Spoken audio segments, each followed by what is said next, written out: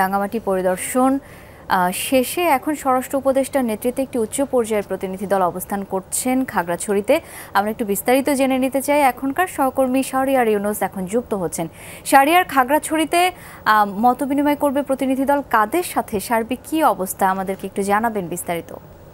শাওন, পার্বত্য চট্টগ্রাম বিষয়ক উপদেষ্টা সুপ্রদীপ চাকমা সহ উচ্চ পর্যায়ের যে প্রতিনিধি দল রাঙামাটি সফর করেছেন, সে সফর শেষ করে ওনারা এখন খাগড়াছড়িতে জেলা প্রশাসন কার্যালয়ে স্থানীয় রাজনৈতিক নেতৃবৃন্দ এবং সুশীল সমাজ সহ প্রশাসনের বিভিন্ন স্তরের লোকজনের সাথে তারা মত বিনিময় সভা করছেন।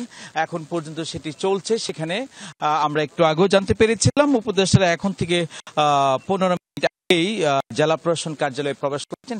সুশীল সমাজ, সামাজিক প্রতিনিধি এবং স্থানীয় গণ্যমান্য ব্যক্তিবর্গ সহ বিভিন্ন সংগঠনের প্রতিনিধির সাথে তারা আলোচনা করবেন এবং মত বিনিময় করবেন। সেখানে তারা বিভিন্ন এই যে অনাকাঙ্ক্ষিত ঘটনা ঘটেছে খাগড়াছড়িতে সে বিষয়ে তারা শুনবেন এবং কথা বলবেন, সেটা আমরা জানতে পেরেছি। বিজলি কেবলস যে কোনো স্থাপনার বৈদ্যুতিক সংযোগকে রাখে নিরাপদ। বিজলি কেবলস, নিরাপদ আজীবন। আর আমি আপনাকে এখন যে স্পটটি দেখানোর চেষ্টা করছি হচ্ছে দীঘিনালার যে বাজারটিতে আগুনে পোড়ানো হয়েছিল, আগুনে পুড়েছে সেই বাজারটি আপনাদেরকে দেখানোর চেষ্টা করছি। এখানে প্রায় শতাধিকের উপরে দোকান পুড়েছে বৃহস্পতিবার সন্ধ্যার পর পর্যন্ত, এবং এখন পর্যন্ত সেখানে আমরা এসে দেখতে পাচ্ছি যে ক্ষতিগ্রস্তরা এখানে আসছেন। তাদের মধ্যে এক ধরনের কষ্ট, চাপা আতঙ্ক রয়েছে।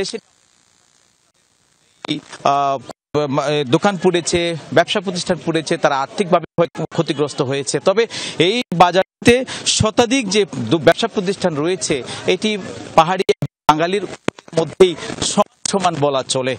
এক হিসেবে এটি অনেকটা পুরাতন বাজার হিসেবে তারা আমাদের বলছেন। তবে এই বাজারে যে অগ্নিকাণ্ডের ঘটনাটি ঘটেছে সে কে বা কারা ঘটিয়েছে সে বিষয়ে আসলে স্পষ্টত কিছু বলছে না। তবে কি আমরা কোথাও কোথাও একটা অভিযোগ শুনতে পাচ্ছি। সবশেষ যদি বলি তাহলে এখানকার মানুষদের এখন যেই কষ্ট সেটি লাঘবের জন্য তারা প্রশাসনের সহায়তা চাচ্ছেন এবং তাদের পাশে দাঁড়ানোর জন্য সরকার তারা দৃষ্টি আকর্ষণ করছে। একই সাথে তারা যে এরকম পুনরাবৃত্তি না ঘটে সে বিষয়ের জন্য প্রশাসনের একটি জোর হস্তক্ষেপ তারা ক্ষতিগ্রস্ত একটা দাবি জানিয়েছে।